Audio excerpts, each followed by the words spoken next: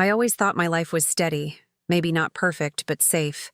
And in a world where so many people stumble through heartbreak and betrayal, I truly believed I was lucky because I had Daniel, my husband, my partner, my best friend, or at least that is what I told myself as I woke every morning beside him in our quiet suburban home in Denver, Colorado, with the sunlight spilling across the curtains, and Milo, our golden retriever, thumping his tail against the hardwood floors, as if he too believed that our little family was whole and unshakable.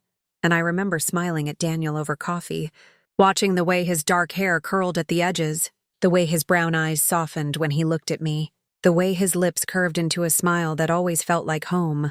And I remember thinking, this is it. This is the life I dreamed of as a little girl. A husband who loves me, a stable job as a teacher, a modest but cozy house with flowers blooming by the porch. And I thought I had stepped into the kind of happiness people write stories about. But the truth was lurking behind ordinary moments, quiet betrayals growing like shadows I couldn't yet see, because the man I trusted most was quietly tearing our vows apart.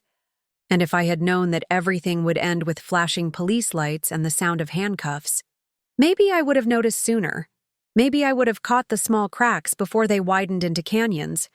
But at that time I was blind with trust, smiling, pouring coffee, fixing his tie before work, and telling myself this was forever. I remember the little signs now, the phone calls he would take in another room, the way he sometimes came home smelling faintly of perfume that wasn't mine, the excuses of late nights at the office, his voice tense, his eyes darting away when I asked if something was wrong. But I silenced those whispers in my mind because love makes you deaf to the truth, and I told myself he was tired, stressed, overworked, and I tried harder, making his favorite meals, planning weekend trips, putting on lipstick before he walked in the door.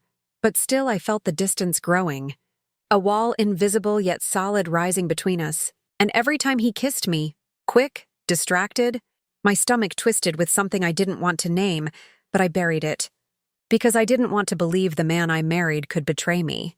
Then one afternoon, while grading papers at the kitchen table, I saw his phone buzzing on the counter, and I swear the air around me shifted, heavy and tense.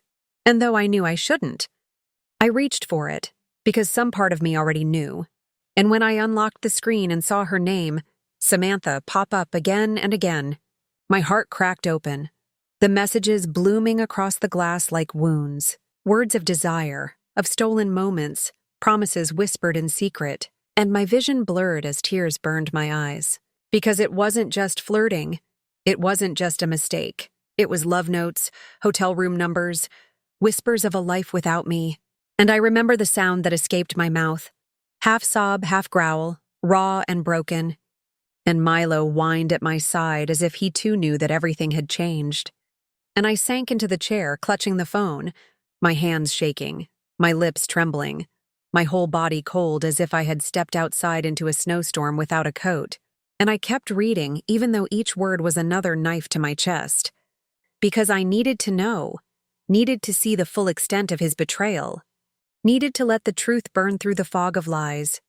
And when Daniel came home that night, smiling faintly, loosening his tie, I couldn't even look at him. Because his face, the face I loved, had become a mask of deceit.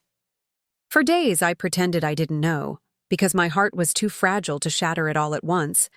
But inside me, anger began to build, slow, sharp, and heavy. And every time he lied about working late, every time he kissed my forehead with those lips that touched her, the fire inside me grew, until one night I couldn't hold it anymore.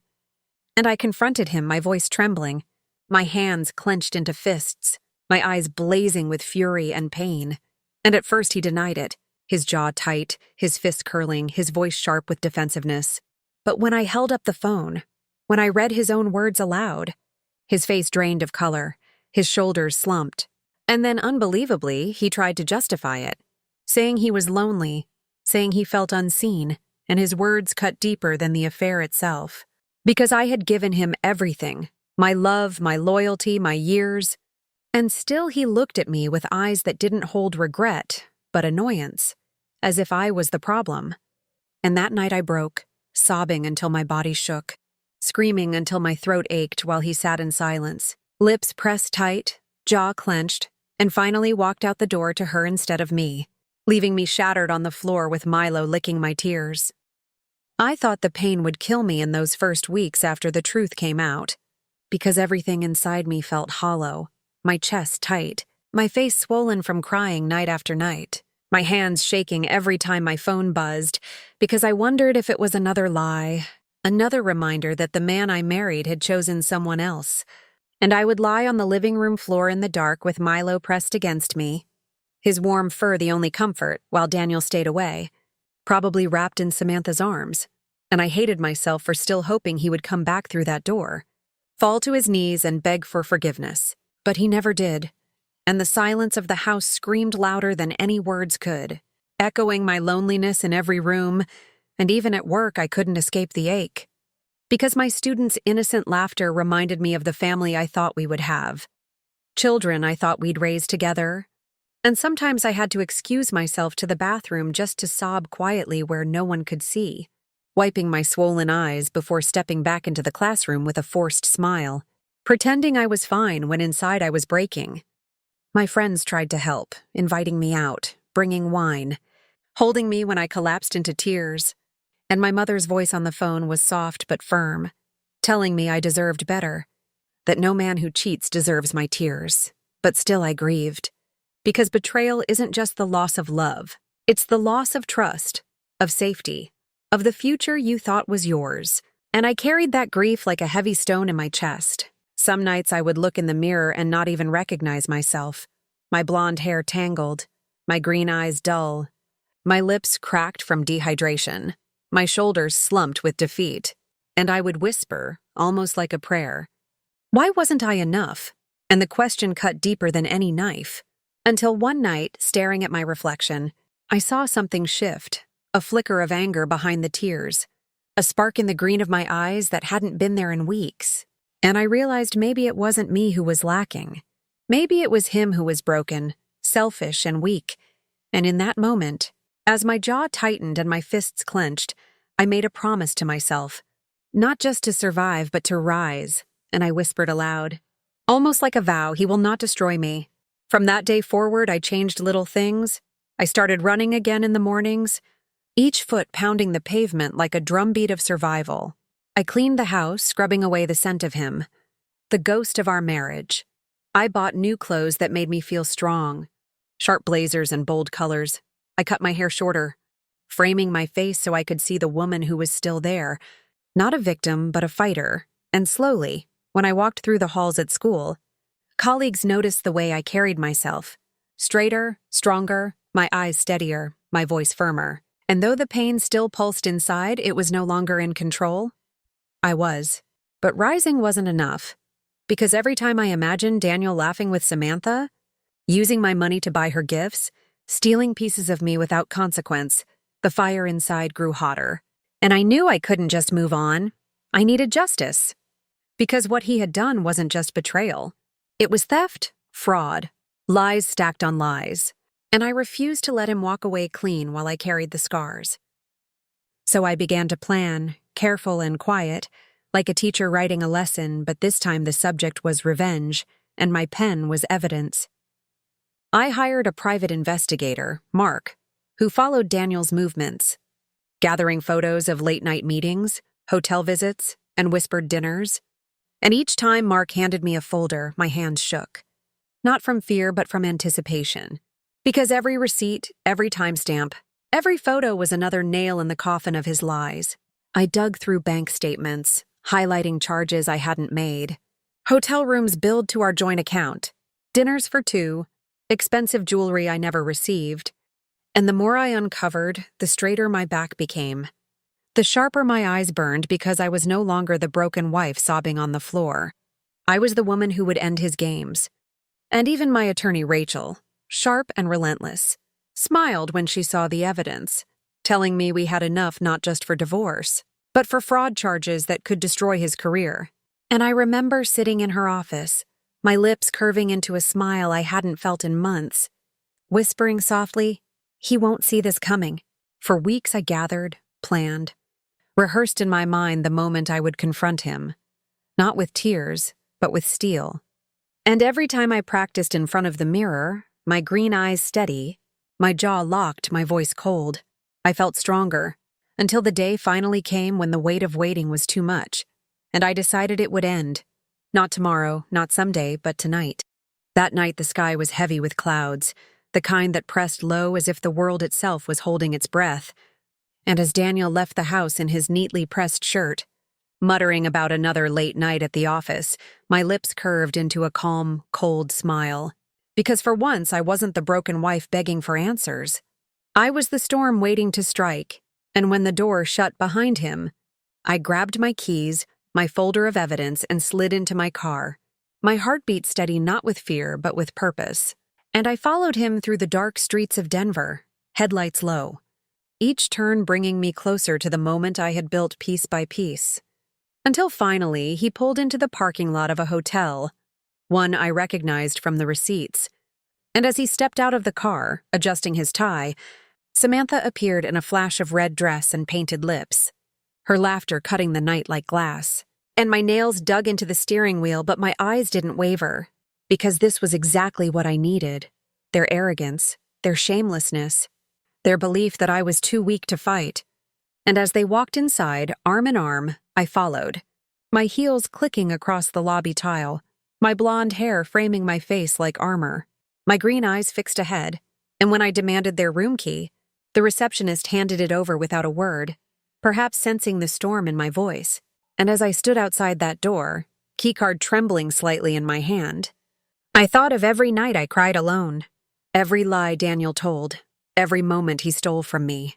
And then I slid the card, pushed open the door, and there they were, his shirt half undone, her body draped across him, both of them freezing like statues when they saw me, and my lips curled into a cold smile as I whispered, "Surprise."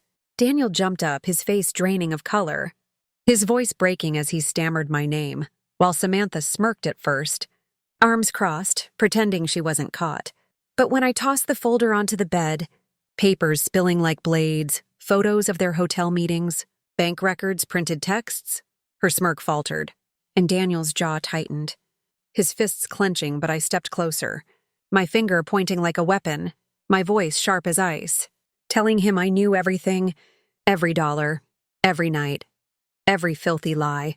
And when he tried to speak, I cut him off, my voice rising, telling him he had destroyed our marriage, stolen my trust, humiliated me, and that tonight the game was over. And before he could answer, there came a pounding at the door. 3 sharp knocks, a voice booming, "LAPD, open up." And Daniel froze, eyes wide, his face collapsing into panic as the officers entered, their eyes sweeping from me to him to the folder on the bed, and they stepped forward, informing him they had questions about financial irregularities, and as he stammered, his voice cracking, asking what I had done, I folded my arms, my chin lifted, my voice steady as I told him I had given them the truth. And when the officers twisted his arms behind his back, the metallic click of handcuffs filling the air, Daniel shouted that I had ruined his life, his face red, his body straining. But I didn't flinch, I only smiled, calm and steady, whispering that no, he had ruined mine first, and I was simply finishing what he started. And as they dragged him out, Samantha followed, her pale face crumpling, her heels clicking frantically as she tried to protest. But the evidence was too strong, the lies too deep. And when the room finally fell silent, I stood there with my chest rising and falling, tears stinging my eyes. But for the first time in months, they weren't from pain. They were from release, from freedom, from the weight lifting off my shoulders.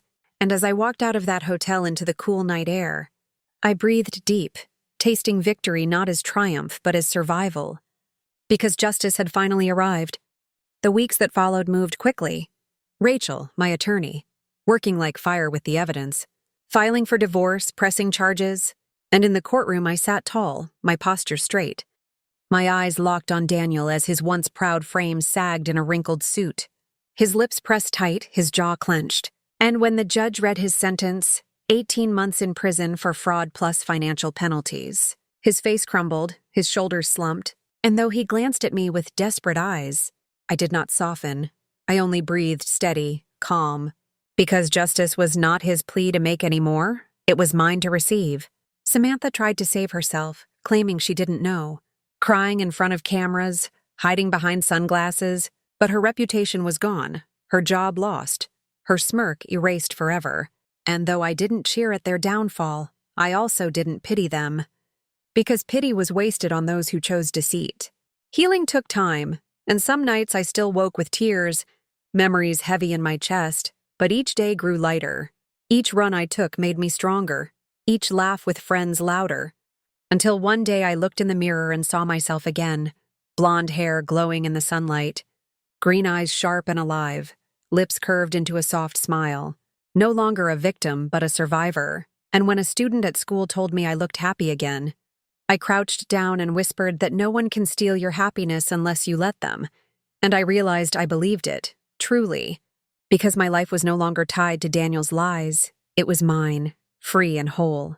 Months later, I stood in front of the house that once felt like a cage, Milo running joyfully in the yard, roses blooming again by the porch, and I closed my eyes, laughing softly as the breeze brushed my face, because I was free, not because Daniel was in prison, not because Samantha had lost, but because I had chosen myself, chosen to rise, chosen to reclaim the life that betrayal tried to steal. And when I remembered the last time I saw Daniel, his voice cracking as he whispered please while officers led him away, I felt no regret as I turned my back, because the truth was simple. I had been broken, I had fallen, but I had risen stronger, and that was the real victory. And if anyone listening has ever been betrayed, ever been shattered, I would tell them the same.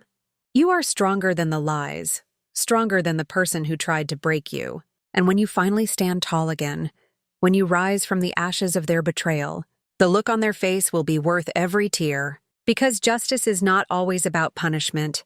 Sometimes it is about reclaiming yourself. And that is exactly what I did. And as I walked forward into my new life, my lips curved into a smile, not bitter, not cold, but peaceful. Because the storm had passed, and I had survived.